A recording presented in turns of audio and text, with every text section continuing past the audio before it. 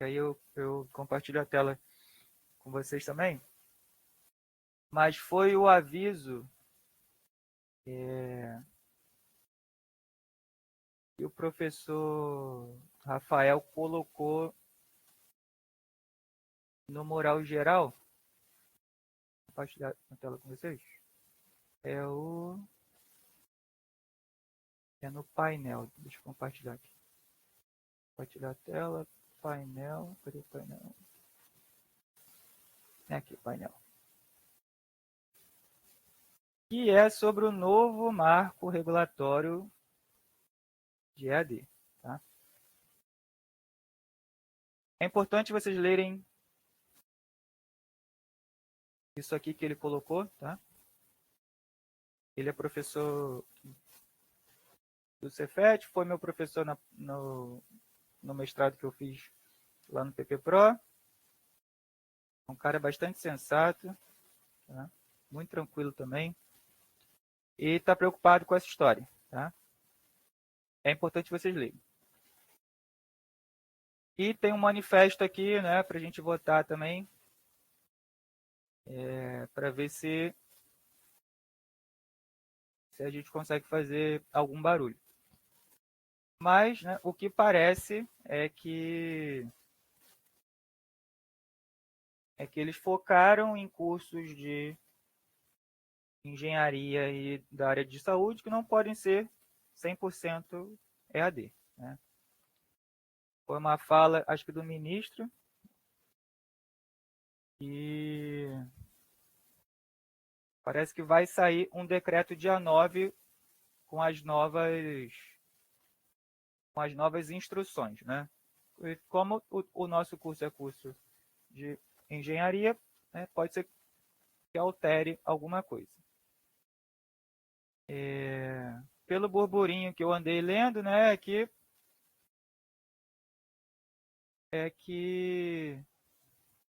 tá certo esse negócio aqui da data? Não, tá errado.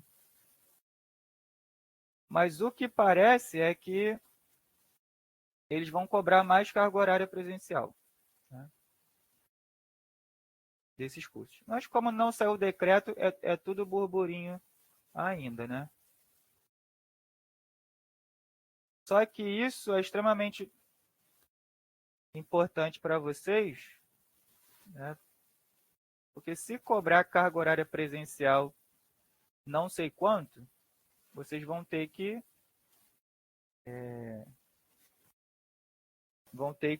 em algum momento, participar dessas aulas em horários que não era o habitual, né? Eu confesso que eu não tenho certeza, tá, do que vai acontecer. Eu fico tranquilo sobre a qualidade, né, do nosso curso, porque são os mesmos professores do Cefet e da UF que,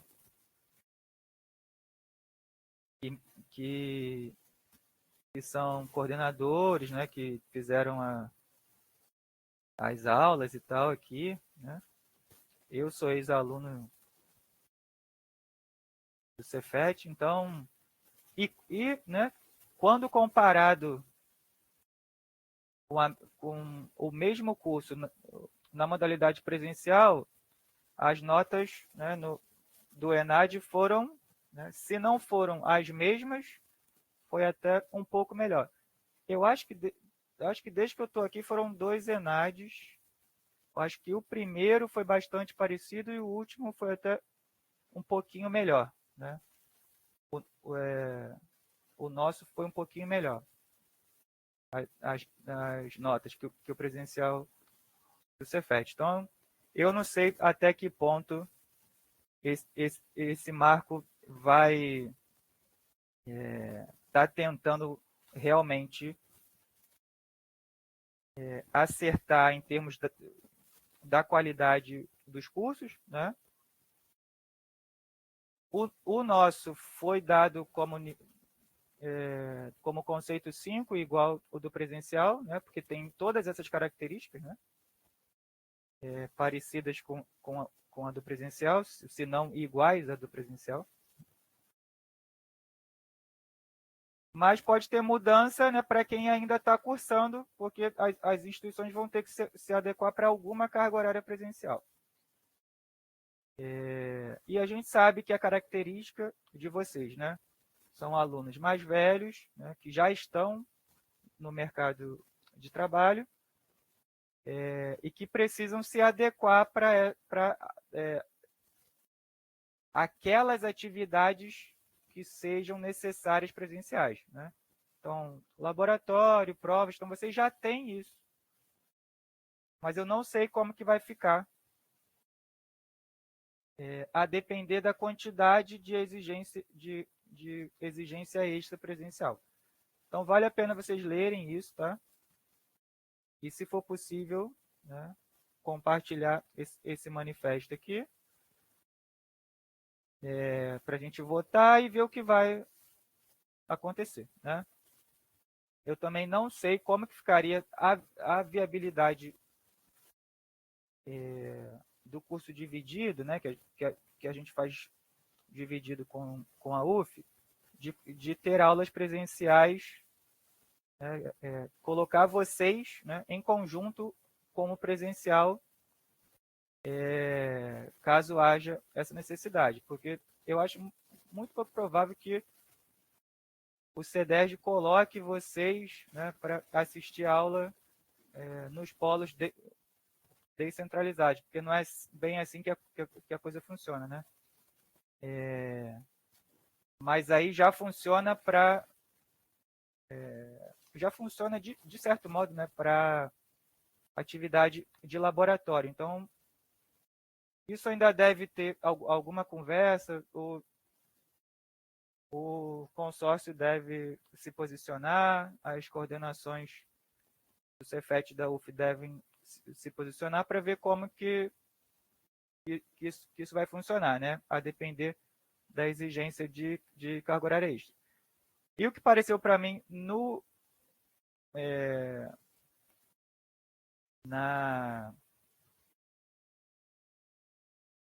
entrevista eu acho que era ministro, né? Não tenho certeza qual era o cargo da pessoa que falou, mas que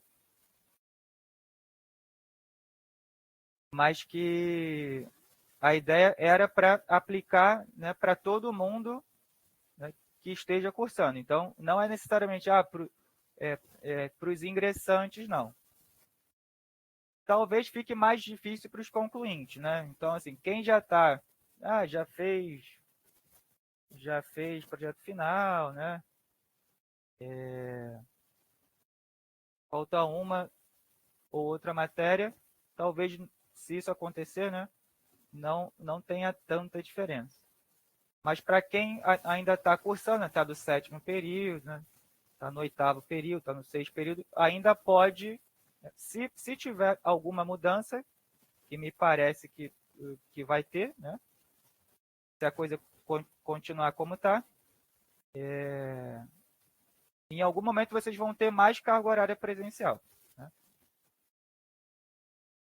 E pode inviabilizar a conclusão de vocês, né, se não conseguir uma liberação do trabalho, da chefia de vocês. Então, é uma situação bastante delicada. Tá? Então, num primeiro momento, o que a gente pode fazer é assinar, né, essa petição aqui, né, para tentar fazer barulho quando a coisa sair lá no dia 9. Tá? Mas é importante vocês tomarem ciência disso. Tá? Aí, deixa eu voltar.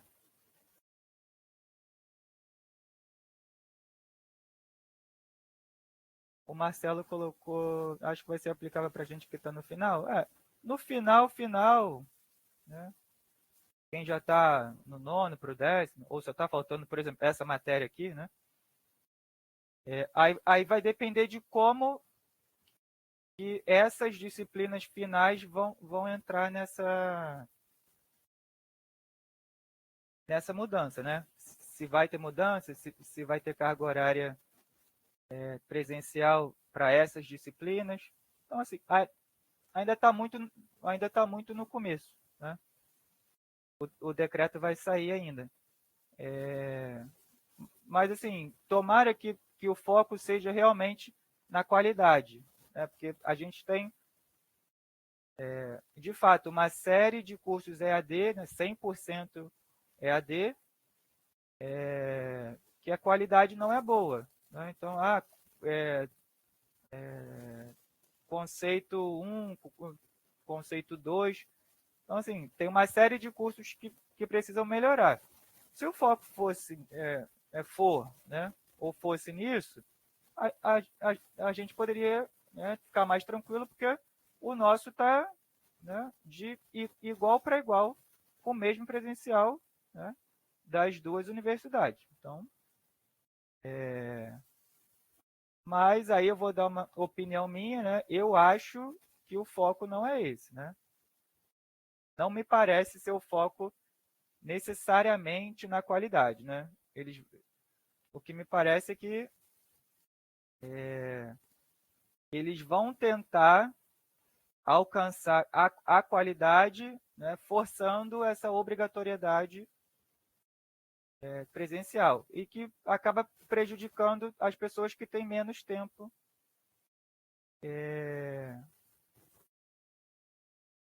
para colocar mesmo, né, assim, em virtude das outras atividades, né? O perfil de aluno do CEDERJ, assim, são pessoas com mais de 30 anos, né? 30, 35 anos, então já tem família, já tem filho, já tem emprego, né? A maioria também é feminina, né? Aí tem mães, né? Eu tenho alunas gestantes, e que essas pessoas precisam colocar focos divididos, né? Então, tem um trabalho, né, que ele já tem a família que ele já tem, e estão tentando uma melhora, né, fazendo o nosso curso. Aí, assim, colocar uma quantidade significativa a mais de horas presenciais, que a gente não sabe como que vai ser, né? Assim, será que vai cobrar só de vocês assistir às aulas numa sala específica, como é no presencial? Então tem que ir lá assistir a aula, né? Ou não, vai ser aula de laboratório, né? Aí sim eu já vejo alguma aplicação, né? E aí vocês iriam necessariamente, né, aprender algo, né, que é diferente das aulas, né? Que a gente coloca as aulas para vocês, né? Tem videoaulas, né? Tem as sessões que a gente conversa aqui. Então, assim, tá meio obscuro, né? Tá meio nebuloso ainda isso. Mas só para vocês ficarem atentos, né? E se conseguirem assinar a petição lá, vai ser bom, né, para vocês, porque se tiver mudança, a princípio, né, pela entrevista que eu vi, vai afetar todo mundo, né? Vai ser uma mudança linear, e as universidades vão ter algum tempo para se adequar aí. Mas aí, se a coisa tiver, né, com algum barulho, pode ser que o presidente vete, né? Mas aí, né, isso ficou só a título de alerta, né? Porque muita gente acaba não lendo os avisos do moral, acaba nem tomando ciência. Eu achei importante colocar para vocês, né? Mas então, né? A, o, Acho que o Marcelo colocou aqui, o Israel. Então, não tem muita pergunta, né? Porque a gente também não sabe muito bem o que está acontecendo. Mas aí, se eu souber de mais alguma coisa, se o professor Rafael passar alguma atualização, aí na semana que vem eu converso com vocês. Mas aí, voltando, né, para a disciplina, aí deixa eu ver aqui o que o Pablo tinha colocado, né? Sobre a P2, né? Se tem escopo dos assuntos que mais caem, né? Então, vamos lá. AP2, aulas 6 a 10. Né? Otimização em redes, que são as aulas 6, 7 e 8. Né? E teoria de filas, aulas 9 e 10. Tá? Como tem sido mais ou menos as provas depois que a gente conseguiu alinhar, né, o projeto do curso com mais ou menos o, o prazo execuível que a gente tinha, né? Eu acho que tem uns quase 4 semestres que a gente tem teoria de filas, aí, mas num desses semestres ainda tinha outra parte do conteúdo que saiu, então tem uns 2 semestres, né, que a AP2 tem essa configuração que eu vou apresentar para vocês, né? Então, geralmente, né, depois da mudança, na AP2, é certeza, né? É certeza que vai ter uma questão de teoria de filas. Né? É certeza. Aí, como que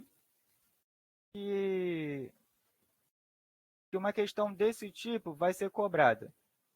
Ela vai ser cobrada exatamente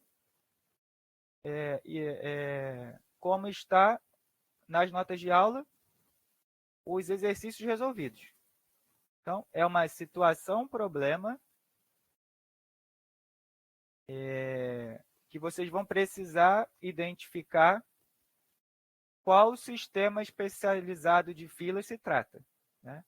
Então, quais são? Né? Tem o MM1. Não, vamos de canetinha. Então, qual sistema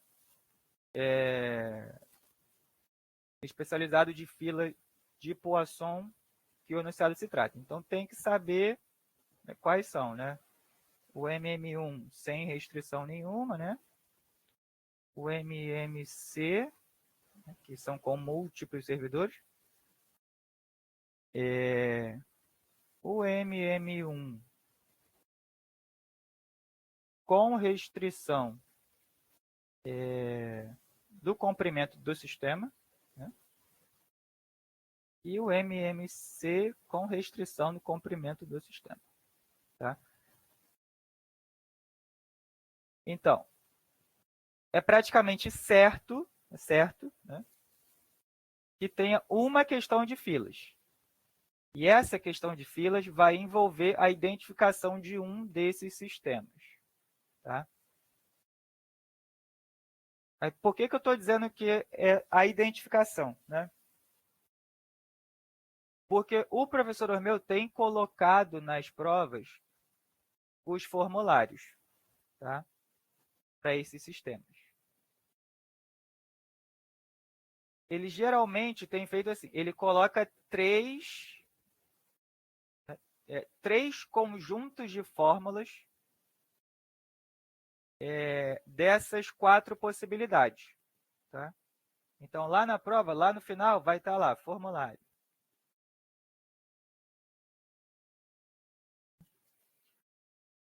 E no formulário vai ter, ó, para o sistema, para o MMC, né, o LQ vale tanto. Né? Aí tem a fórmula grandona lá dela. O W vale tanto. Né? LQ é o comprimento médio da fila, né? E o W é o tempo médio no sistema, né? Então, se não tem o Qzinho, é do sistema. E se tem o Qzinho, é da fila. Né? Então, WQ é o tempo médio o tempo médio em fila e o W é o tempo médio no sistema. Né? O LQ é o comprimento médio da fila, o L é o comprimento médio do sistema. Né? Aí pode ter um P0 da vida, o P0 tem essa formulinha. Então, vão ter formulinhas aqui, né? Para o MM1 com comprimento do sistema. Então, vão ter formulinhas aqui. Geralmente, 3 conjuntos de fórmulas. Porque aí vocês, com base no enunciado, vocês vão precisar determinar qual sistema é. Tá? Não vai estar explícito para vocês que é um MM1, por exemplo. Tá? Não vai ser assim. Vai ter uma situação, um problema que você, com base nos dados, né, nas informações e nas perguntas, vocês vão determinar quais fórmulas vocês vão usar. Tá? Então, não pode levar formulário, tá? Porque o formulário já vai estar. O que tem que levar é calculadora, tá? E, de fato, as provas não foram, as AP1, né? Não foram com a indicação que podia usar calculadora. Então, se não for de novo, tá? Porque eu acho que as provas já foram para a gráfica, porque está perto, e esse processo demora, fica o alerta, tá? Para vocês. Precisa usar a calculadora. Então, se não tiver na prova, eu vou pedir para o professor Romeu passar um aviso, tá, para os polos, que é permitido. Mas se tiver burburinho, tá, fala para assistir algum vídeo ou entrar na plataforma lá, na guia de avaliações, vai estar lá. Na AP2 é permitido usar a calculadora, tá? Na AP1, a gente até fala que é facultativo, porque não tem tanta conta assim justifique o uso de calculadora, mas é permitido usar, não tem problema, tá? Agora, na AP2, é obrigatório, porque senão vocês não conseguem fazer essas contas, tá? Na AP2 é obrigatório, tem que levar a calculadora, senão não vai conseguir fazer, tá? E se alguém implicar na hora, pede para... aí eu não sei, né, se o aplicador, quem é o superior do aplicador, ou o próprio aplicador, se tiver com internet lá, para fazer contato com a gente, ou para entrar no sistema, né, porque vai estar escrito lá, é permitido calculadora. Nessa prova, precisa levar a calculadora, senão essas contas vocês não conseguem fazer à mão, tá? Então, além de treinar, né, a questão de filas com base na identificação do sistema de filas, também tem que treinar a resolução dessas questões com calculadora. Tá? Eu sempre deixo esse alerta, porque não vai dar para chegar na hora, aí vai ter uma coisa horrorosa no formulário, né? Umas equações praticamente bizarras, né? É um somatório com um monte de letra, assim, aí chegar na hora e esquecer qual parte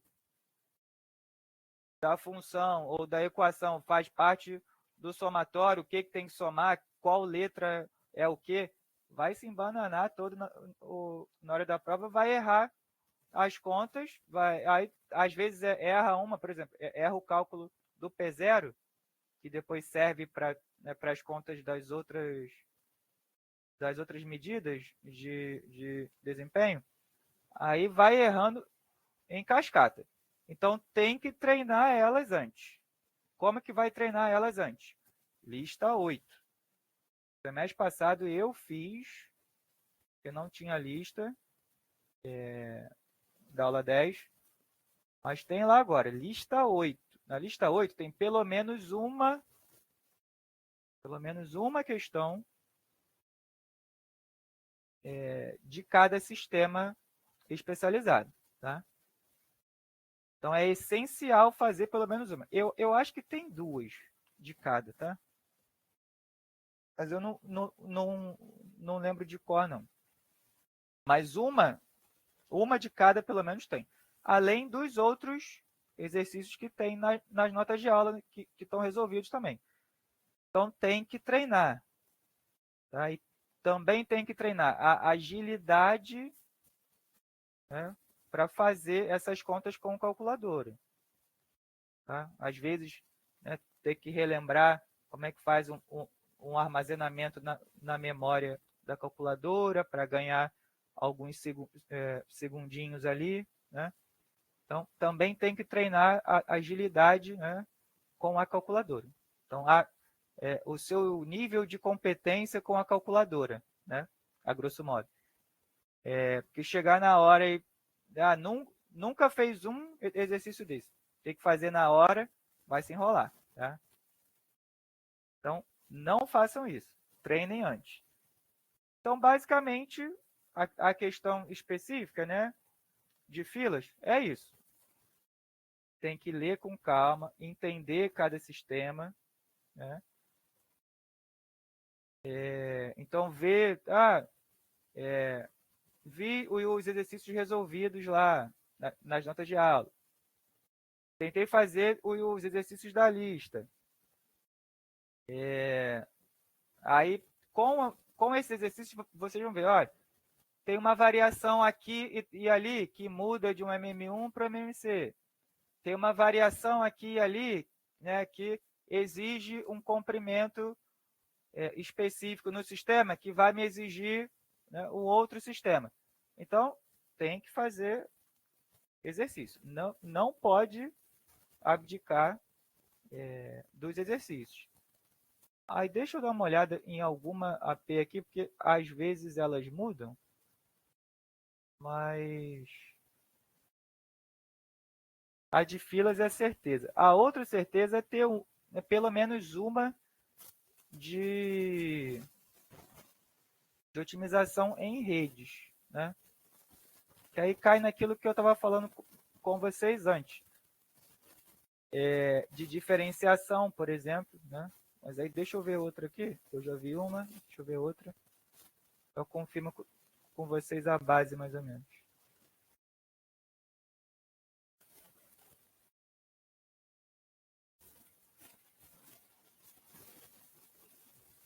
Não, tá. Certeza, sim. Pelo menos 2 semestres. Então, certeza, né? Uma questão de filas. A outra certeza são duas questões, né? Duas questões de otimização em rede.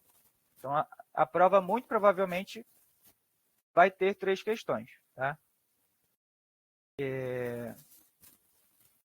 Então, duas questões de otimização em rede. Aí, essas duas questões podem variar, por isso que eu fui dar uma olhadinha mais ou menos. Então, não é mais tanta certeza como eu falei com vocês na AP1, né, que ia ser certeza. Uma de modelagem, uma de branch bound e uma de plano de corte de Gomer. Né? Era certeza. Na AP2, a única certeza é essa. Uma de filas, né, que já tem pelo menos uma de filas há 4 semestres. Né? Mas a de otimização em redes, ele costuma variar bastante. Mas tem sido 2. Tá? Aí vamos para as possibilidades. Né? O que costuma aparecer em questões de otimização em rede? Aí, só reforçando, quando eu digo otimização em redes, eu estou dizendo problema de caminho mínimo, né? problema de fluxo de custo mínimo, né? Deixa eu reformular, né? Problema de fluxo de custo mínimo, né? E seus casos particulares, né? Que aí é problema de caminho mínimo, problema de fluxo máximo e também o de árvore geradora de peso mínimo, né? Então, qualquer um desses 4 nomes que eu falei pode cair na prova, né? Alguns são casos particulares do principal, né? Mas só 3 deles têm algoritmos que a gente apresenta. Então, possibilidades, né? Desses 4 nomes que eu apresentei.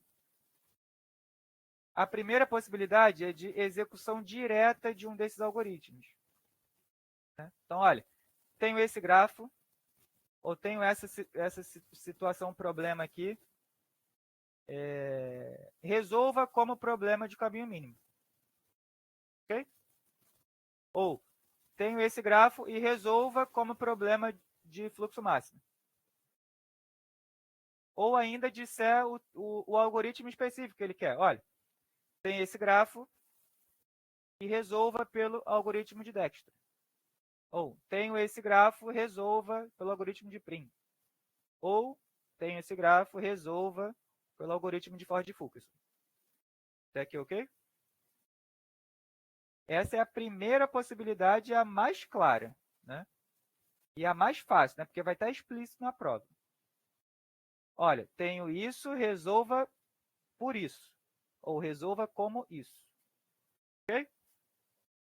Esse é o melhor cenário. Que aí não precisa pensar tanto, né?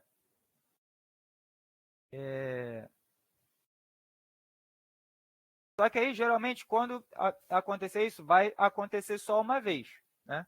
Só em uma questão.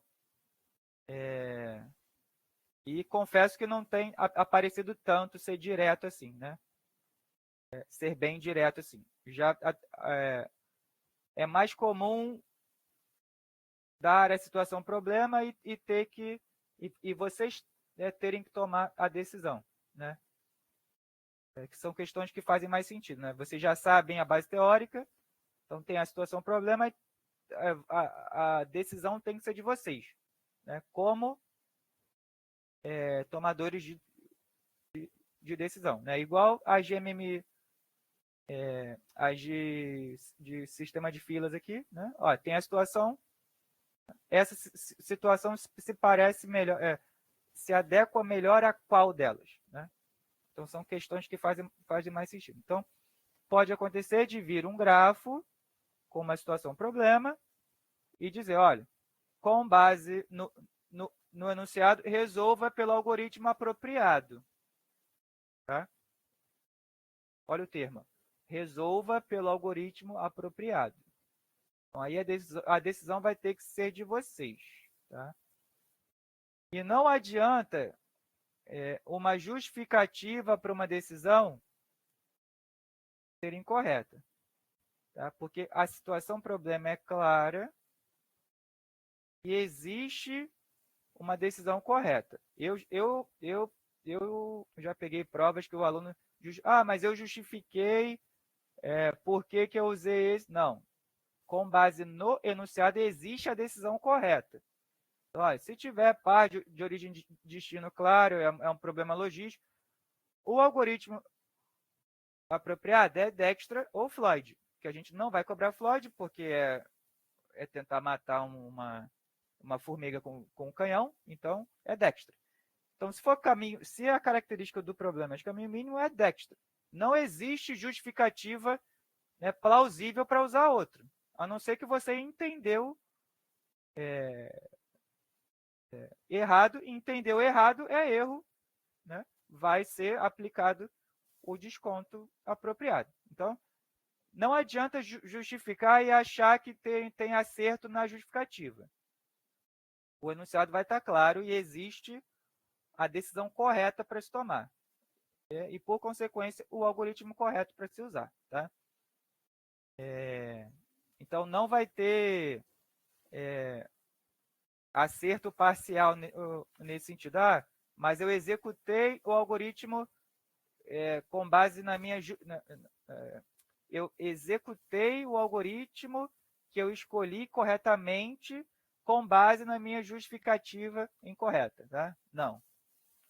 A decisão faz parte, ela também vai ser pontuada. Por isso que tem os critérios lá mais ou menos. Então, com base no que você fez mais ou menos certo, você ainda vai levar alguma pontuação. Mas é muito pouca perto da pontuação que você levaria se tivesse tomado a decisão certa e executado certo, né? Então, pode ser que apareça assim. Então, número 1, vai estar claro, resolva pelo algoritmo tal, ou resolva como problema tal. Número 2, vai estar subentendido no enunciado. Então, o termo vai ser resolva por algoritmo ótimo apropriado. Ok? Número 2, resolva por algoritmo ótimo apropriado. Tá? Os 4 que a gente apresenta são ótimos. Tá? Dijkstra, Floyd, Prim e Ford-Fulkerson. Eu tinha cá minhas dúvidas com Ford-Fulkerson, né, por causa da variante que aparece ali, mas se vocês olharem com calma o algoritmo implementado que tem, né, a versão que é baseada em rotulação de vértices, essa existe garantia de otimalidade, tá? Não são escolhas arbitrárias. A execução correta, né, passo a passo, garante a otimalidade. Eu já testei em vários exemplos. O pseudocódigo do livro base que a gente usa. Então, a gente primeiro apresenta para vocês a versão mais simples, que aí alguns alunos não entendem bem a lógica de caminhos aumentados, que acaba levando a esse valor não ótimo. Tá? Mas aí com a variação que tem no algoritmo que está implementado, ele não tem margem para isso. Mas toda vez que a gente cai, né, tem um exercício que, a depender das escolhas dos caminhos aumentados, eu caio numa solução não ótima. Aí geralmente eu tenho que ir lá e tenho que mostrar, olha, mas o caminho aumentado que você escolheu ainda dá para corrigir ele, né, porque ainda existe possibilidade de aumento ou de redução de algumas cadeias. Então, você não conseguiu visualizar. Tá? Então, tem que tomar cuidado. Você tem que fazer exercício. Tem algumas provas anteriores voando aí, que a gente sabe que voa. Tem situações que acontece isso. Então, você pode cair com base nas escolhas de caminhos aumentados, de caminhos, não, perdão, de cadeias aumentadas, você pode cair numa situação que você não consegue visualizar um retorno de fluxo que vai te garantir a otimalidade como problema de fluxo máximo. Então, é questão de visualização. Então, a forma que a gente apresenta, primeiro, que é mais simples, ela é de visualização. Então, alguns alunos podem cair nesse erro por conta da não visualização. Mas não significa que o algoritmo não seja ótimo. Tá? Fazendo isso, ou fazendo com base na variante, eu estou falando aqui, deixa eu mostrar para vocês qual que é. Com base nessa implementação aqui, cadê? Parte 2? Aqui, ó. Cadê? Plataforma, não. Aula 8. Aqui, ó. Então, aqui, ó, nessa implementação aqui, eu até coloquei para vocês, ó. Esse é na versão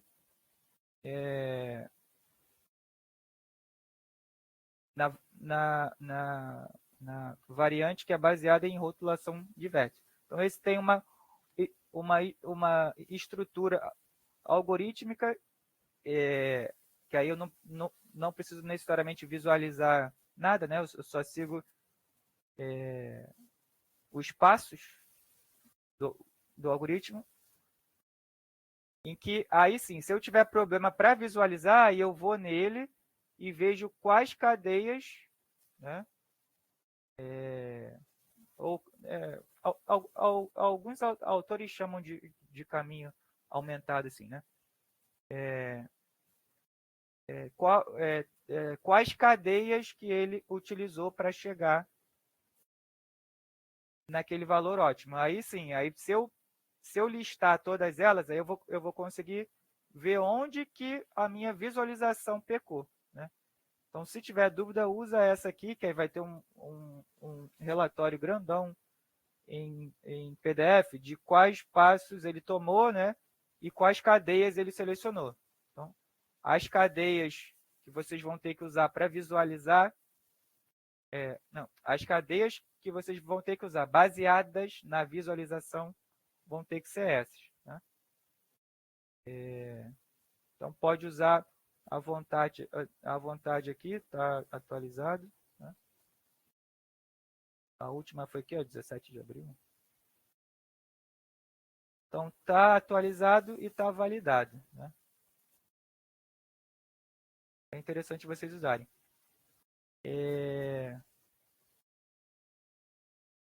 Então, número 1, execução direta do algoritmo, X, né, que ele vai dizer. Número 2, execução do algoritmo apropriado, né?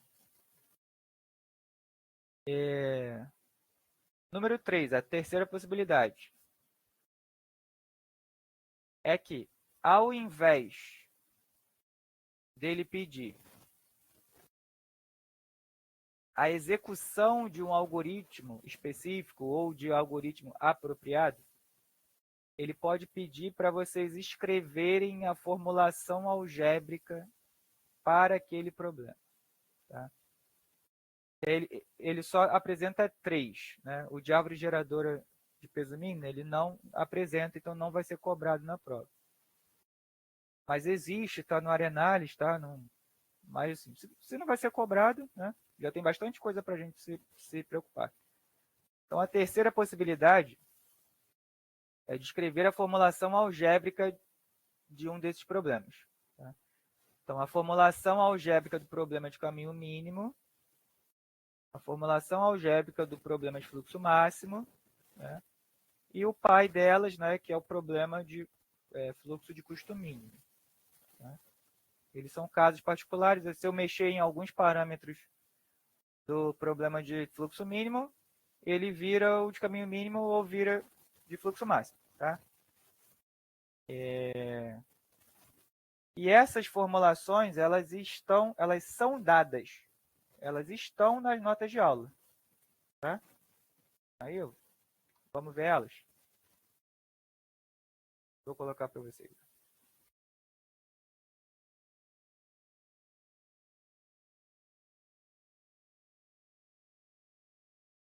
Então, tópico 6, aula 6.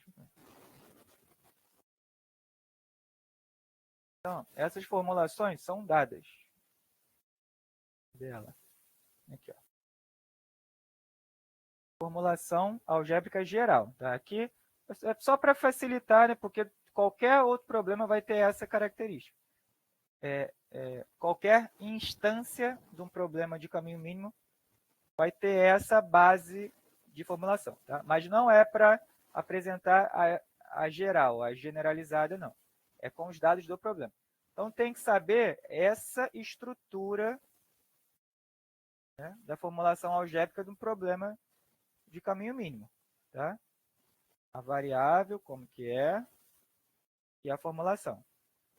Minimizar um somar produto aqui de um custo, tempo, distância, vezes a variável de ativação, essa composição da FO. Então, vai ter um grafo para vocês, né, com os arcos ou arestas, que representa a tua variável x e j, né? Ele vai dizer aqui, ó, se o arco, né, se o arco ou aresta, ij, né, pertence ao caminho mínimo. Então, cada arco e aresta vai representar uma variável, né, x e j. E cada arco tem um custo, né, um custo, um peso, um tempo, uma distância, que vai compor a tua FO de minimização. Então, se ele pedir, vocês vão ter que substituir os valores nessa formulação. Então, é meramente saber o tipo de problema, a classe, né, a formulação dela e representar na prova. Tá? E é representar, tem que colocar os dados. Então, é formular para aquela instância, não é a formulação algébrica geral. Tá? A grosso modo, que eu vou dizer para vocês, isso aqui a gente já sabe. A gente quer ver se vocês conseguem interpretar dentro do problema dado. Tá? E as restrições são simples, tá vendo? É um balanço de fluxo, né, do que sai, aquilo que entra, com essas características. Se for nó de origem, é igual a 1. Se for nó de destino, é igual a menos 1. Se for nó de transbordo, é igual a 0. Tá? Então, tem que lembrar dessa estrutura. Aí vai reproduzir na prova com os dados do problema. Se o problema for problema de caminho mínimo. Tá? Então, é isso. Não tem nenhum mistério, tá vendo? É exatamente igual ao exemplo 3. É exatamente o 3. Vai ter uma rede, um grafo, né? Uma rede, e tem que escrever exatamente como está aqui. Tá? Minimizar os custos aqui, ou tempos, ou aqui ele fala que é tempo, né? Minimizar os tempos, vai colocar todos eles aqui, sujeito às restrições. Né? Eu vou fazer cada balanço de fluxo, né? O vértice de origem vai ser a soma, aquela soma, né? Do que entra menos, não, do que sai menos o que entra, né? Cadê? O que sai menos o que entra, essa soma aqui, ela vai ser igual a 1 se for vértice de origem, que é o vértice 0. Então, as somas na posição do vértice 0 tem que ser igual a 1, né? Por construção, que a gente já sabe. Todos os demais são vértices de transbordo se eu tiver só um destino. Né? Porque ele fala aqui, olha, aí é aquilo que a gente estava conversando, lembra? Aqui ele fala, ó, o contratante, um serviço de entrega precisa transportar encomenda entre a loja do contratante 0, loja 0, loja no vértice 0, e o endereço de um cliente de clientes indicados, respectivamente, pelo vértice 0 e 10. Então, tem um cliente só, que é o 10. Então, só existe um vértice de demanda. Então, só esse é vértice de demanda. Então, ele é igual a menos 1. Ele absorve o fluxo. Tá? Ele absorve o fluxo. Então, é menos 1. Então, o vértice na posição 10 vai ter que estar menos 1 aqui. Né? Aqui está 1 porque ele multiplicou todo mundo por menos 1. Né? Porque as posições 8, 10 e 9 e 10 são de entrada no vértice 10. Né? Então, se é entrada, ó, fluxo que entra. Se é entrada, é negativo. Então, seria menos, né? Seria menos x8, 10 menos x9, 10 igual a menos 1. Né? Aqui ele só multiplicou a igualdade inteira por menos 1, que dá no meio. Né? Então, o vértice 0 enviou uma unidade de fluxo, o vértice... Não, perdão, não é fluxo aqui, senão vocês vão confundir lá na frente. O vértice 0 enviou uma unidade de caminho mínimo e o vértice 10 absorveu uma unidade de caminho mínimo. Então, o caminho mínimo que eu joguei lá no começo foi absorvido no vértice de destino, que é o 10. Então, uma unidade. Tá? Se eu tivesse múltiplos caminhos mínimos, aí muda um pouco a configuração. A gente vê depois. Mas aí eu teria mais unidades de envio e mais unidades de absorção. Tá? Para o problema que a gente está vendo, ele só manda um e recebe um. Ele manda um caminho mínimo e recebe um caminho mínimo. E todos os demais são vértices de transbordo, por isso que está tudo zero. Aí eu só preciso dizer quem entra e quem sai, construir a igualdade e dizer que a variável é do tipo binária. Pronto, só isso. É esse formato que precisa aparecer na prova. Se ele pedir uma formulação, a formulação algébrica para esse problema de caminho mínimo. Tá? Agora, e se ele pedir para um problema genérico de fluxo de custo mínimo? Né? Tem que estar em algum lugar aqui, eu acho que está aqui. Árvore geradora, print. Não, deve estar no 8. Tá aqui.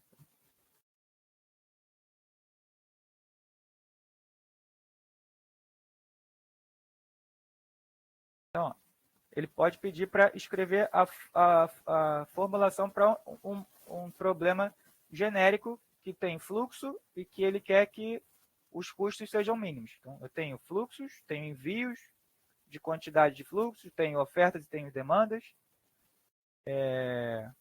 Eu quero que o custo seja mínimo. Aí como que eu faço? Aí tem essa configuraçãozinha de rede, né, de grafo, em que eu tenho ofertas e demandas nos vértices. As ofertas e demandas estão em vermelho acima dos vértices. Então eu tenho capacidade de vértice e tenho também capacidade de arco. E tenho custo nos arcos. Então o par ordenado aqui, nos arcos, ele vai dizer aqui, ele fala aqui. Né? Então é custo e capacidade. No caso, um limite superior. Né? Então eu tenho par ordenado custo capacidade. Então, por exemplo, no vértice, no arco 1 para 5, eu tenho par ordenado 8, 10. Então, eu tenho um custo de envio, por exemplo, né, de 8, de 1 para 5, e tenho um limite superior no arco. Eu tenho uma capacidade de arco de 10. Então, eu só consigo mandar, né, eu consigo mandar no máximo 10 unidades. Eu posso ter capacidades máximas e mínimas também. É mais comum ter capacidade máxima, né? O que a gente chama de capacidade de arco. Então, nesse problema problema grandão, eu tenho capacidade de vértice, pode ser de oferta ou de demanda, então positivo ou negativo. Tenho custo nos arcos e tenho capacidade nos arcos. E tem a forma de se modelar isso. Né? Então, todo custo vai para FO com base na quantidade de fluxo no arco. E é minimizar, porque é um problema de fluxo com custo mínimo.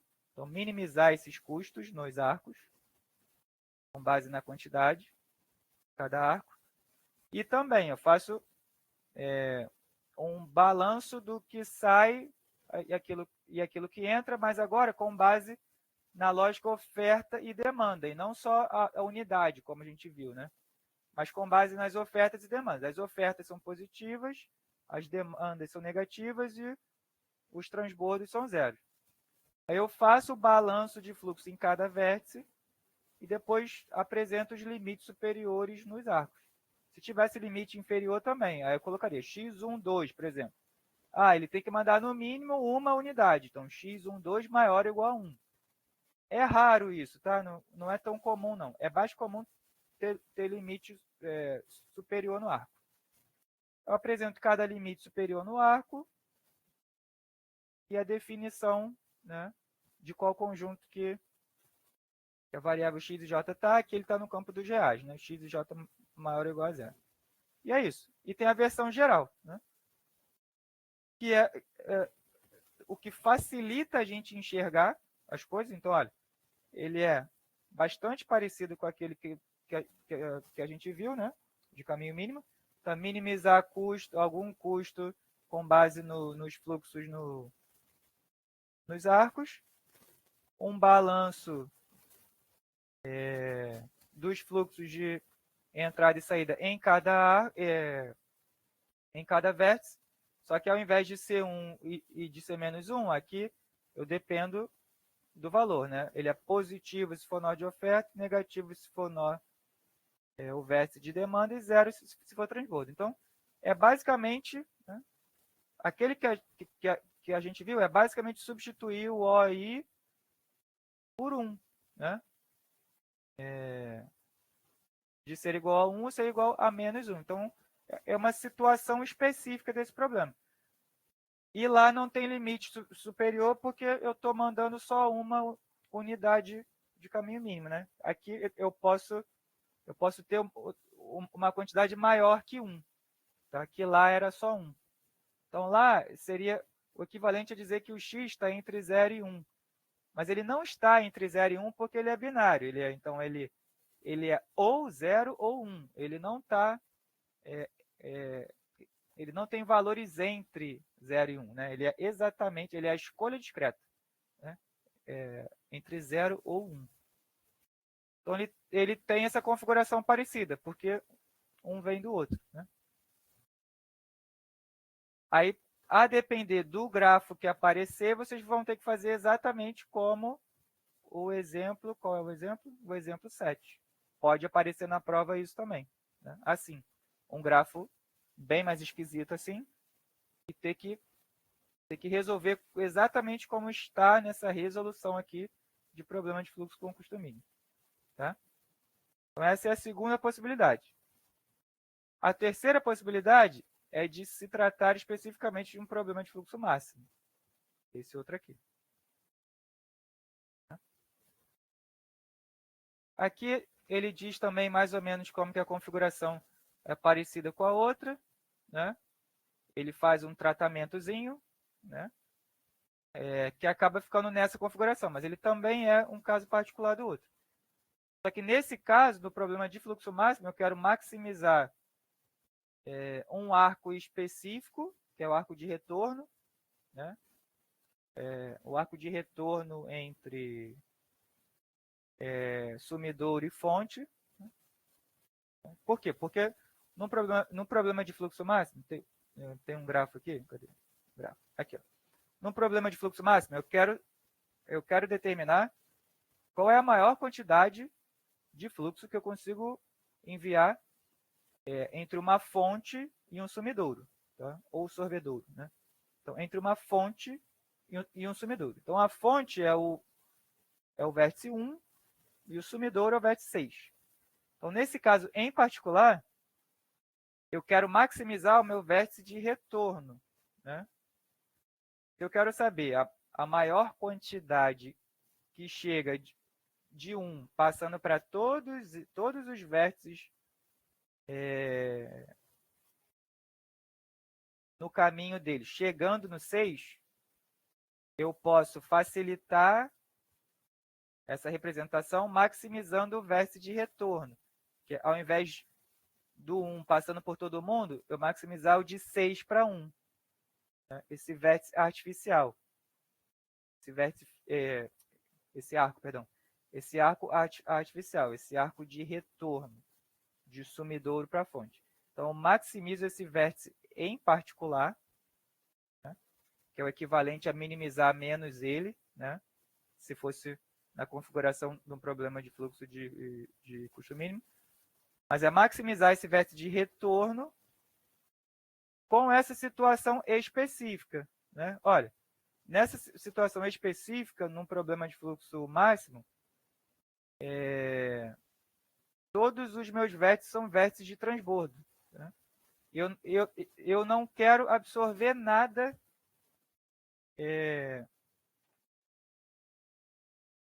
eu não absorvo nada nos vértices intermediários, né? E tampouco nos que indicam fonte e sumidouro, né? Mas eu quero saber a maior quantidade de fluxo que eu consigo passar entre eles dois, né? Então, a ideia está no arco, né? Não nos vértices. Então, todos os vértices são de transbordo. Todo equilíbrio de fluxo nos vértices é igual a zero. Então, tudo que entra, a grosso modo, né? Tudo que entra é igual a tudo que sai. E eu foco na maximização do meu arco de retorno, para determinar qual que é o fluxo máximo. E, muito provavelmente, a gente vai ter algum limite, alguma lógica de capacidade de arcos. Então, nesse problema, a gente diz, né, que não existe capacidade de vértice, então não tem valores nos vértices, os valores são zero, as capacidades de vértice são zero, todas elas, e existe capacidade de arco, apenas capacidade de arco. Tá? E aqui, nesse exercício em particular, ele deu as capacidades de arco, tanto inferior quanto superior. Então, existe uma quantidade mínima que ele passa nesses vértices, né? E máximas também. Então, isso tem que ser respeitado na formulação. Então, muito provavelmente, nos exemplos que a gente vai ver nos exercícios mais comuns ou nas provas, esse L e J, ele muito provavelmente vai ser zero. Tá?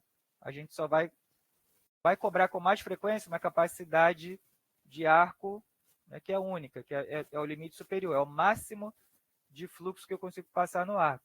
É mais comum. Tá? Mas também pode aparecer ele diferente assim, esse com L e J aqui, né? Esse limite inferior. Então, a quantidade mínima obrigatória que tem que passar naquele arco. Tá?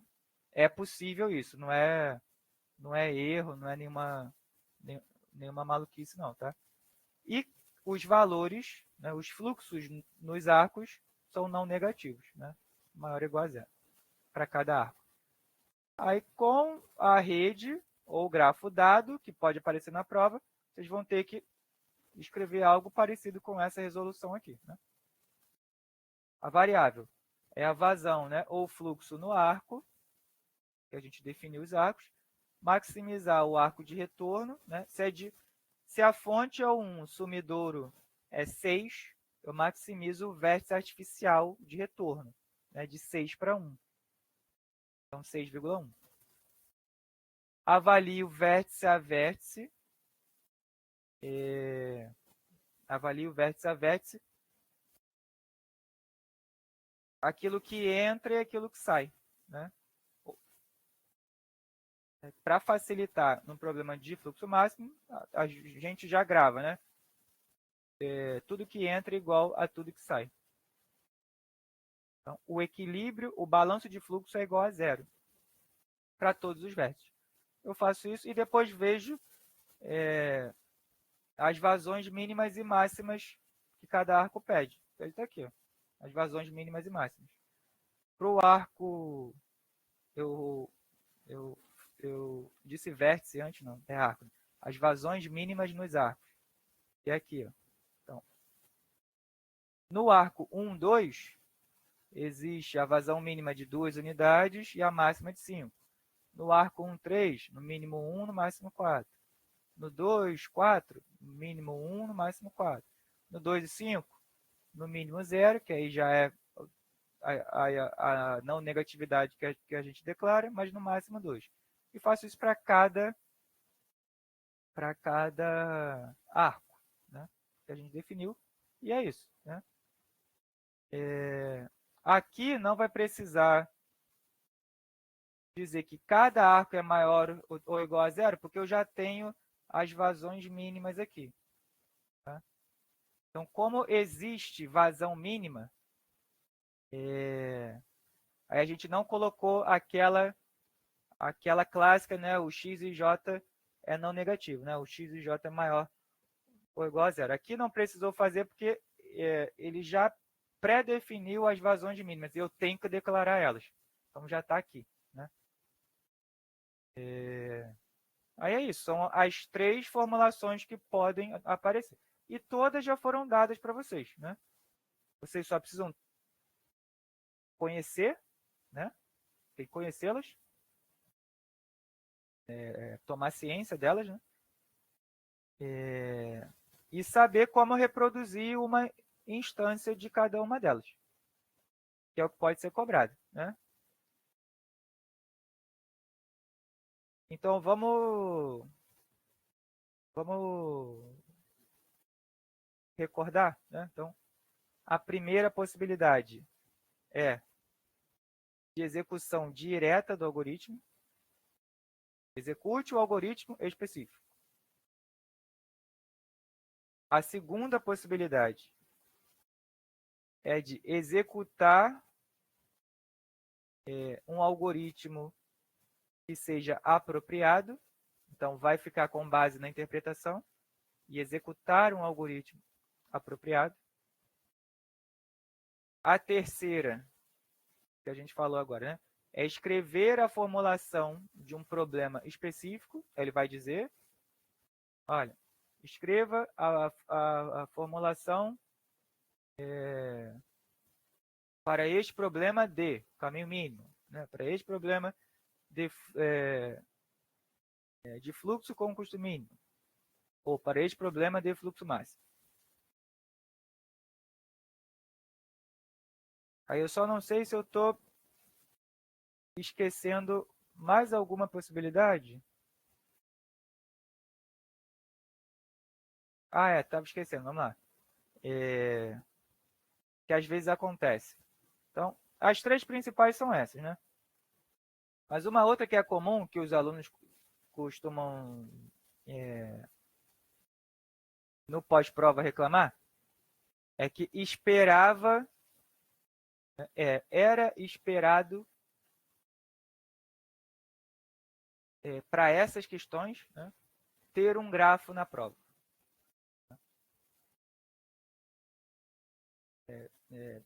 Ter uma rede na prova, ter uma rede ou um grafo na prova. Isso pode não acontecer, tá?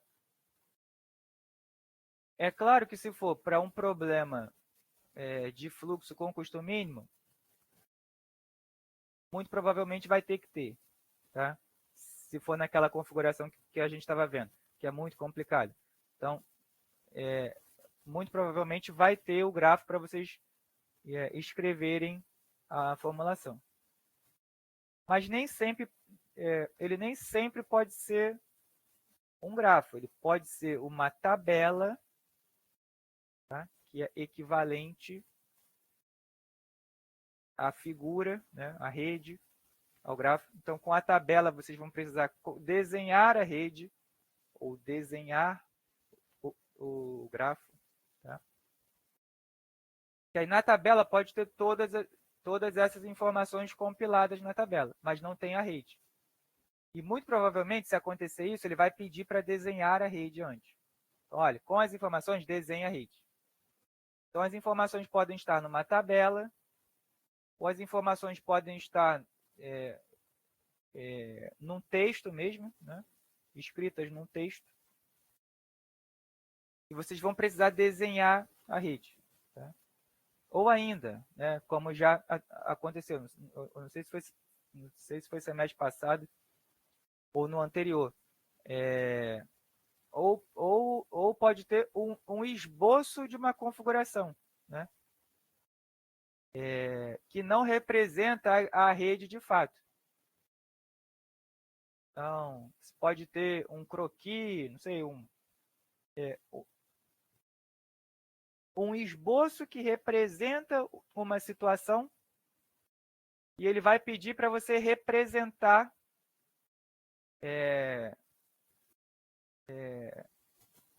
ou explicitamente vai dizer, olha, com base nessa representação, nesse esboço, represente ele como problema de caminho mínimo, né? Ou como problema de fluxo máximo. Porque, por exemplo,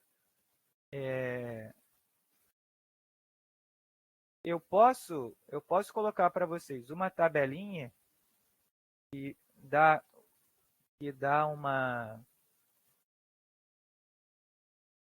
uma relação, né, AXB aqui de coisas que podem acontecer. Então, eu tenho o elemento A, ele me dá conexões, sei lá, de 1, 2 e 3. Então, tem algumas designações aqui. O B é 2, 5, 7, não sei. O C é 3, 8. Não ficou aparecendo muito, né? 3, 8. O D é 1, 7. Então, eu posso ter relações numa tabela que estão só na tabela e ainda não estão configuradas como o problema que a gente quer resolver. Então, ele pode te dar instruções daquilo que ele quer e você vai precisar primeiro transformar essa representação, né? Esse esboço, esse croquis, não sei, né? Como queira chamar, ou essa tabela, mas você vai precisar colocar ele, né? Essas informações ou essas representações num formato que se adeque ao problema que você quer resolver. Então, por exemplo, se eu tiver relações entre duas entidades assim, então eu tenho A, B, C e D, né? Eu tenho outras relações aqui, eu tenho uma sequência de setas, ele pode te pedir para resolver como problema de fluxo máximo. Só que você não consegue resolver ele como está assim, né, com essa representação, ou seja, simplesmente importando os dados da tabela na tua rede, você não consegue resolver ele como problema de fluxo máximo assim, né? Para resolver como problema de fluxo máximo, você precisa de uma fonte, é obrigatório, você precisa de uma fonte e um sumidouro. Então, vão ter outras relações aqui que ele vai te dar dicas de quais são, né, ao longo do texto, sem ser só essa tabela, para você conseguir resolver como problema de fluxo máximo. Então, para resolver como problema de fluxo máximo, você ainda vai precisar adaptar a tabela com o restante do texto e essas informações que são obrigatórias para o algoritmo, né? Ou para representar como problema de fluxo máximo, para botar numa formulação, né? Ou então, no esboço de alguma coisa, né? No esboço, ele pode te pedir para resolver como problema de caminho mínimo, mas ele pode dizer que tem configurações diferentes nos arcos. Então, ele colocou para você as conexões que representam arestas, mas existem pesos diferentes nos sentidos de ida e de volta. Então, ele pode fazer o esboço para você e ainda assim não está representado como a rede que vai resolver aquele problema. Então, tem que ficar atento a isso também, tá?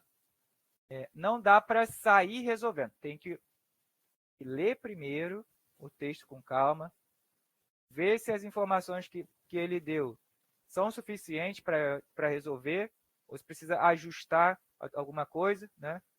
Se aquela tabela dá conta, se eu não vou precisar botar uma fonte ou um sorvedor, ou se ele botou um croquis, se ele botou um esboço que estão faltando representações naquele esboço, ele fez conexões que representam arestas, mas diz que tem arcos envolvidos que são diferentes, você precisa representar sentido de ida e volta. Então, tem que tomar cuidado que nem sempre aquilo que está desenhado vai ser suficiente para resolver. Às vezes vai, tá? Não é sempre que vai ter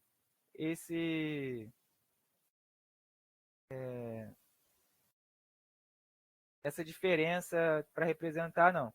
Às vezes ele vai te dar um grafo certinho, que tem todas as informações, você só vai precisar escrever a formulação ou executar o algoritmo, mas, mas, mas vocês precisam estar atentos a isso.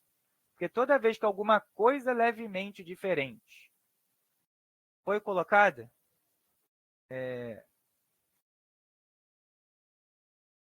todo mundo que seguia no automático, né, que resolvia as questões no automático, né, sem pensar muito no que está fazendo, né, achando que todos os exercícios vão ser iguais, aquela redezinha que está bem definida, tudo certinho, aí chega na hora da prova, ou faz sem levar em conta essas nuances, ou não consegue fazer, né? Então tem que se atentar a algumas características, né? Então, características importantes para fluxo máximo, né? Fonte e sorvedouro. Tá? Tem que ter, senão a gente não consegue escrever a formulação algébrica. E, por consequência, né, eu não consigo executar o algoritmo de Ford-Fluxo. Né? Eles guardam essa relação. Quer dizer, da mesma forma que eu não consigo escrever a formulação 100%, sem fonte e solvedor, eu também não consigo resolver pelo algoritmo. Para caminho mínimo, eu preciso saber, olha, as conexões que eu tenho são arcos ou arestas? Né? Faz diferença ir de volta? Todos os vértices que foram apresentados são vértices que eu considero vértices de ou oferta, ou demanda, ou transbordo? Tem vértice que não deveria estar ali, né, no esboço que ele fez, na representação que ele fez, ou não? Tem vértice que ele está dizendo, ele nem está dizendo que está ali, mas para a conta que eu vou fazer faz sentido estar ali. Então, são coisas que precisam da atenção de vocês para resolver. Tá? Então, eu só sugiro isso. Alguma tranquilidade, né, para que vocês não sejam surpreendidos na hora. Né? E eu sei que qualquer coisa diferente vai surpreender. Então, assim, se não apareceu aquele grafo bonitinho, igual a gente viu nas notas de aula, aí liga um pouco o sinal de alerta para ver, olha, esse aqui está diferente, eu acho que eu vou ter que pensar. Então, calma, dá uma respirada ali de novo. Né? Olha com detalhe as informações que ele botou no esboço ou naquela tabela, vê se não está faltando nada, ou se não tem coisa demais. Né? Mas geralmente vai ter coisa de menos, né? Que a gente vai ter que ajustar. Mas aí não, se for, não, tem um conjunto de vértices numerados, tem as setinhas certinhas, tem as indicações de custo, de capacidade. Aí se tiver redondinho, aí pode seguir tranquilo. Mas geralmente, quando é algo diferente, uma imagem diferente, uma tabela diferente, aí faz mais sentido olhar com calma, ler com calma, ou então faz a outra questão que possa ser mais automática, né? Por exemplo, as de filas, só tem que saber qual o sistema que é e depois fazer continha, né? Com a calculadora. Então faz essa que é mais automática, vê se vai dar tempo, aí volta para aquela, né? Ou então não, quero começar dessa para ver se eu consigo fazer com calma e as outras. Então, alguma estratégia vocês precisam ter, né? Para quando vir algo desse tipo, não se assustar e não deixar de fazer, né?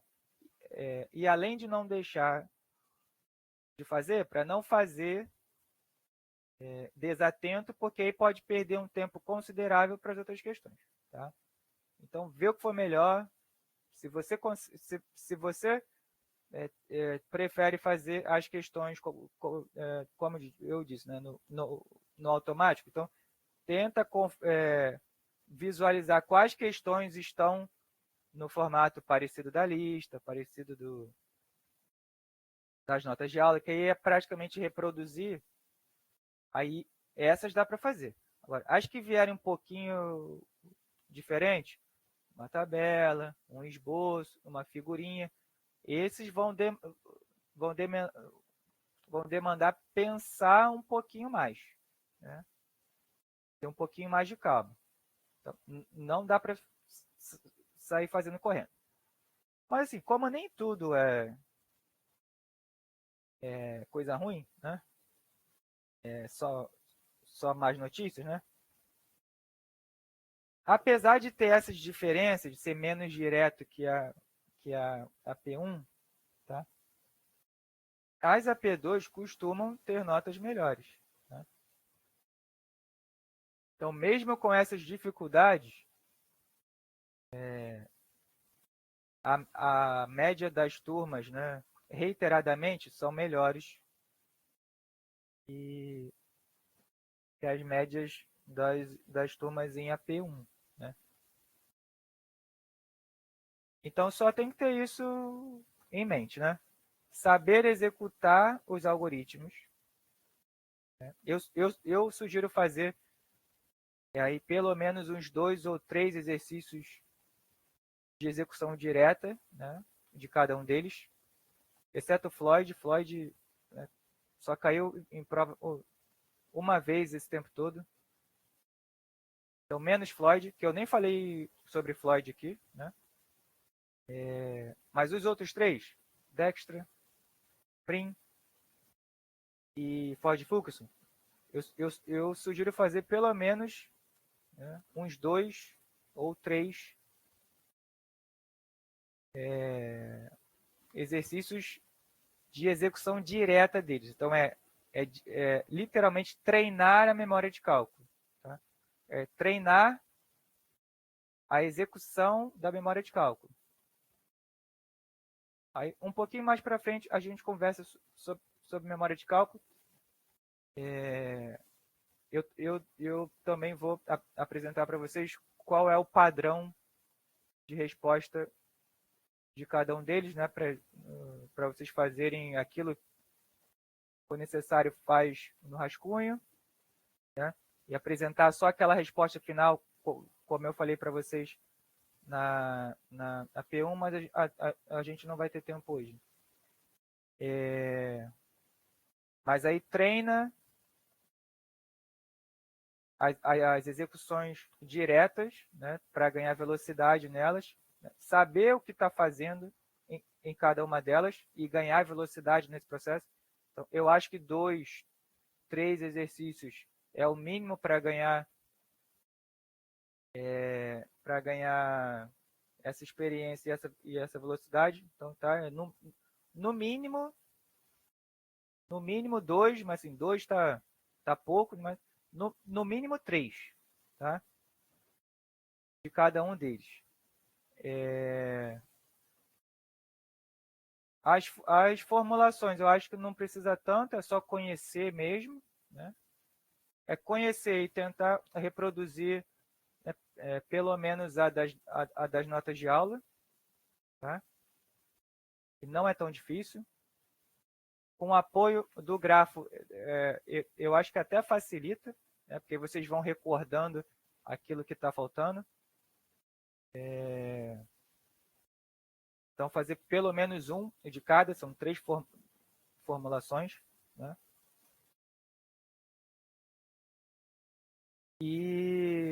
E para a teoria de filas, né,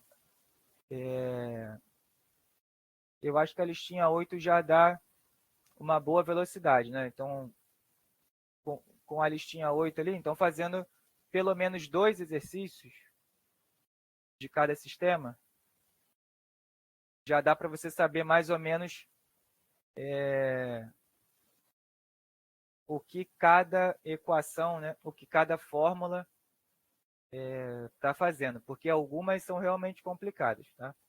Principalmente as que envolvem comprimento da fila, comprimento do sistema, perdão. Elas têm uma quantidade maior de elementos, né? Tem somatórios, né? Tem potências, tem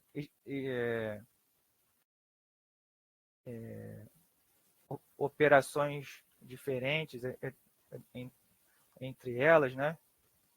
Tem fatorial. Então, assim, tem que saber o que cada coisa faz. Então, às vezes tem um somatório que se aplica só uma parte da fórmula e a outra não, para não somar coisas distintas. Aí tem somatórios que variam com base na quantidade de servidores. Então,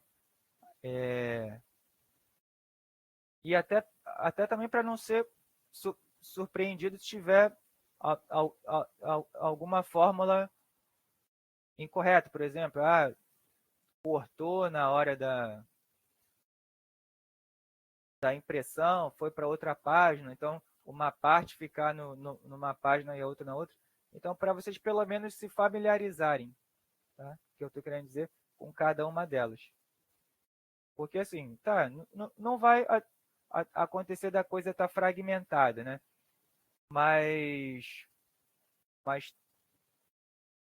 tem umas em particular, que é o MMC com comprimento do sistema, que tem umas fórmulas bem esquisitas, tá? Tem elemento para caramba, tem variação do somatório em algumas partes específicas e ainda tem parte fixa, né? Tem uma parte fixa e uma parte que o somatório varia. Então, se você chegar na hora e olhar para essa fórmula, você vai se enrolar, tá? E vai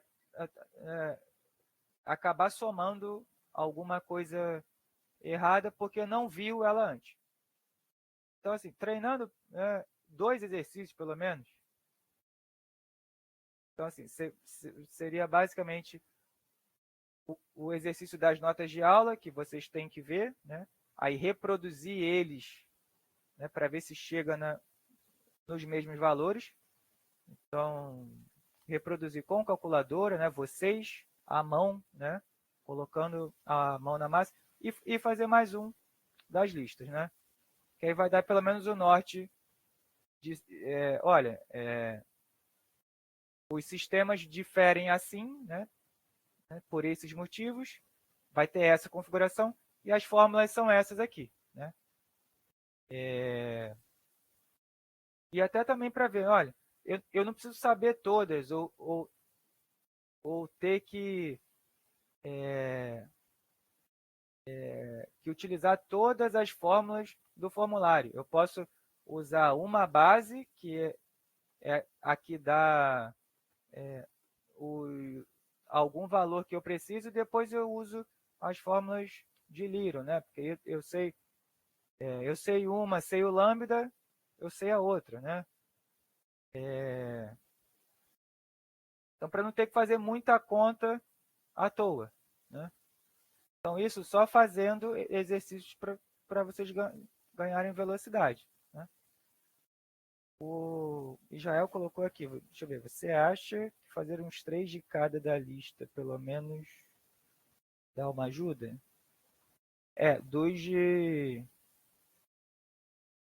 Dos caminho mínimo, sim, né? Eu geralmente faço assim, né? eu antes colocava para os exercícios de Ford-Fulkerson,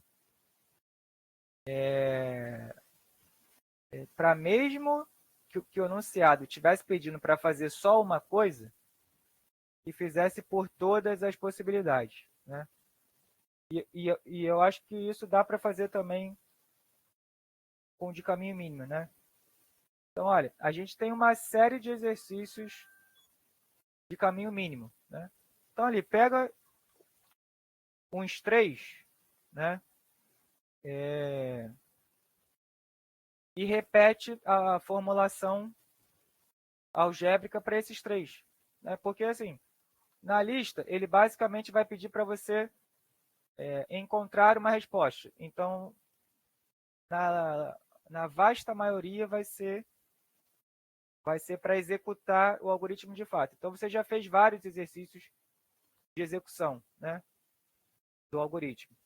Então, vai estar bem reforçada essa parte, pelo menos para caminho mínimo. Mas a gente não pede tanto formulação. Então, pega desses ali, né, pega uns 3 pelo menos,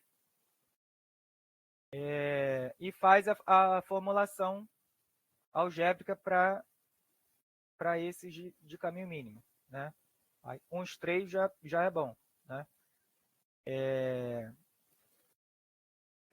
Para árvore geradora de peso mínimo, a gente não apresenta a formulação, então não tem como fazer, né? Não tem ali, não vai ser cobrado na prova, então esquece. Então, para árvore geradora de peso mínimo, é executar o algoritmo que é o mais simples, é o que caiu na prova, é como se fosse ponto extra, né?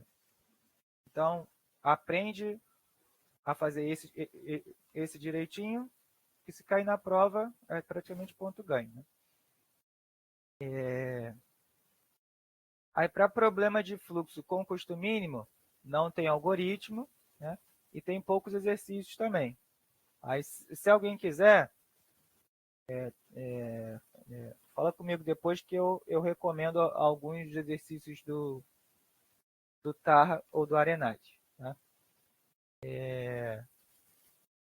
Mas aí cai por último em Ford Fulkerson. Aí Ford Fulkerson que é mais interessante porque a gente tem algumas opções, tá? Que são 3, na verdade. Então, para resolver problemas por Ford Fulkerson, são 3 opções. Né? Resolver pelo algoritmo direto. Né? Eu estava falando Ford Fulkerson, não. Para problemas de fluxo máximo. Né? São 3 possibilidades que as questões podem aparecer. Né? Então, para Ford, para fluxo máximo, pode aparecer. Para resolver diretamente pelo algoritmo ótimo, que é Ford Fulkerson. Então, resolver e apresentar a resposta final. Né? Essa é uma possibilidade.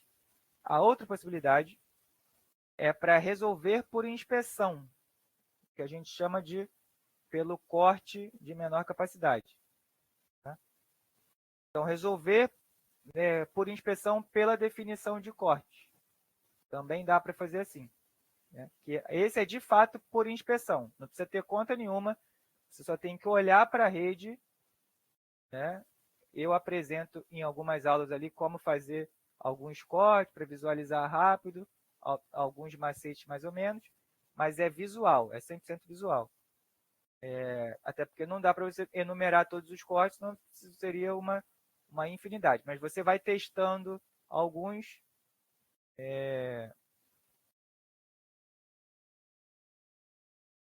E aí sim, se tiver dúvida, você executa Ford Fulkerson, é penalizado um pouco no tempo, né? Mas os arcos que saturam vão te dar dicas dos arcos que compõem o corte. Então, também dá para fazer por corte. É a segunda possibilidade. E para problemas de fluxo máximo, também pode aparecer a formulação. Tá? Aí, na lista de Ford Fulkerson, tenho acho que 5 exercícios e um dele tem uns 3 grafos, né? Então tem mais ou menos uns 7 exercícios, né? 7 ou 8. Então, se desses 7 ou 8 você fizer os 3 que a gente comentou, né? Uns 3 ou 4, para cada um desses pontos, né? Porque dá para fazer. Tá? Para qualquer rede, qualquer gráfico, você consegue resolver pelas 3 formas. Né? Então, resolver, entre aspas, de fato, para chegar numa resposta, são só 2, né? Que é o Ford-Fulkerson e o corte por inspeção. Então, esses 2 você vai chegar numa resposta, num valor de fluxo. O terceiro é a formulação. A formulação você não vai resolver, porque você não vai estar com cólio P na hora, né, para resolver.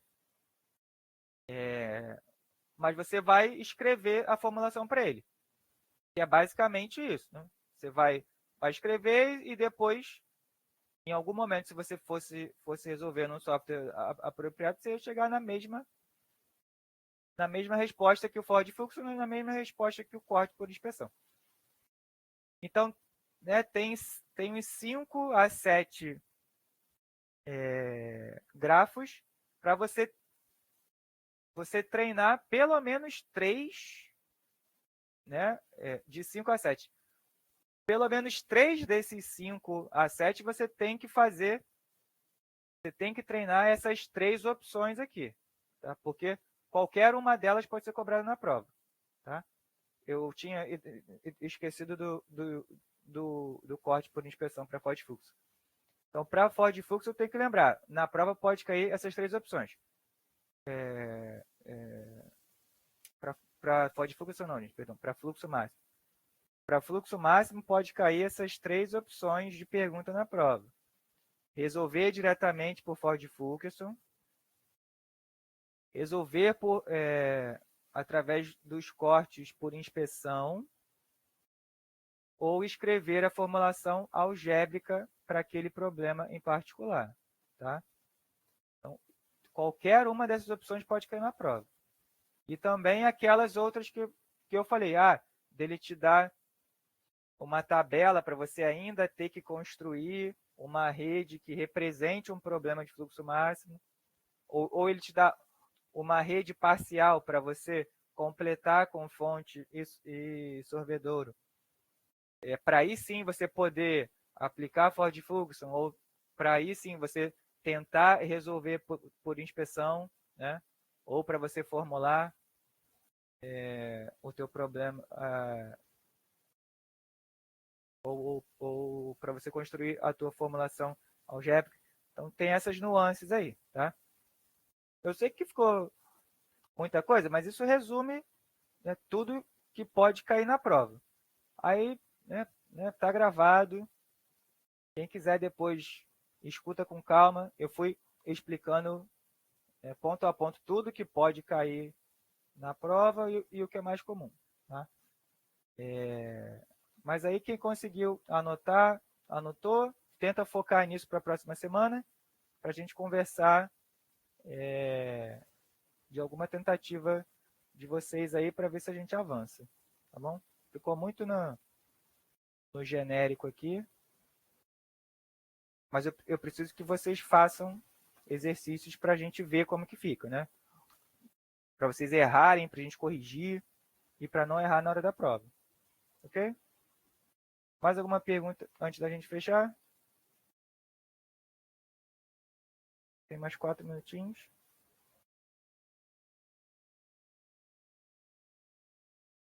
Não? Beleza. Então, foquem nos exercícios. Tá?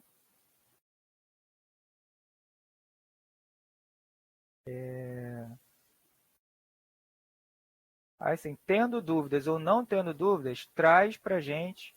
Vai falar, Breno, fiz aqui, mas não estou confiante. Tá? Dá para corrigir para mim? Aí faz um esboço à mão e coloca na sala de tutoria, ou entra aqui na semana que vem, que aí eu libero o acesso para vocês jogarem o arquivo aqui, aí a gente discute aqui. Tá? Mas tem que treinar, tá? Tem que fazer. E qualquer coisa, se achar que vai demorar muito, ou se tentou e quer validar de alguma forma, ou quer testar antes de me perguntar alguma coisa, pode usar as ferramentas lá que estão implementadas. Né? Tem as ferramentas. É só imputar os dados do problema, né? A rede que você desenhou no papel, à mão, você imputa os dados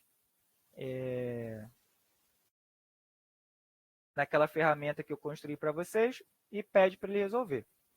Né? Aí, ali vai ter a resposta, ver se a resposta direta bate, e também tem a memória de cálculo, né, que é baseada em alguma das memórias de cálculo que a gente apresenta para vocês. Não são todas, porque eu não consegui colocar versões alternativas, né? Mas tem uma de cada, pelo menos. Então, de Dijkstra tem uma memória de cálculo, de Prim tem uma memória de cálculo, e de Ford Fuxon tem uma memória de cálculo. Pode não ser a que a gente apresenta, mas tem para fins de comparação. Então, achou que eu demorei muito, ou é fim de semana e eu demoro um pouquinho mais para responder, testa nas ferramentas lá, né, para ganhar tempo. Mas manda para mim também, tá? Que aí eu corrijo com calma, né? Já mostro para vocês, olha, vai ser assim que a gente vai corrigir na prova, tá? Mais ou menos com esses critérios aqui. Então, para não errar, né? Para não errar mais. Aí foquem nisso essa semana, qualquer coisa fala comigo. Tá? E a respeito de notas, eu ainda não tenho, ainda estamos corrigindo, tá? Já vai demorar um pouquinho. Tá bom? Então vamos encerrar. Tem só mais um minutinho aqui. Previsão para o gabarito. Esse eu posso colocar para vocês logo. Esse eu já tenho. Teve bastante gente que conseguiu fazer tudo direitinho. Então, eu já tenho alguns pré-prontos lá de vocês, dá para colocar para vocês. Eu vou ver se eu consigo colocar até o final da semana. Mas, no geral, as tarefas foram boas. Né? E as notas provavelmente vão ser também. Beleza? Uma boa noite a todos aí, boa semana. A gente se fala.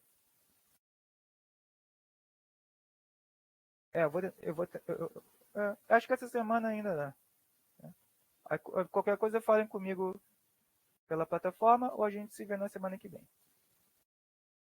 Valeu, tchau, tchau, pessoal.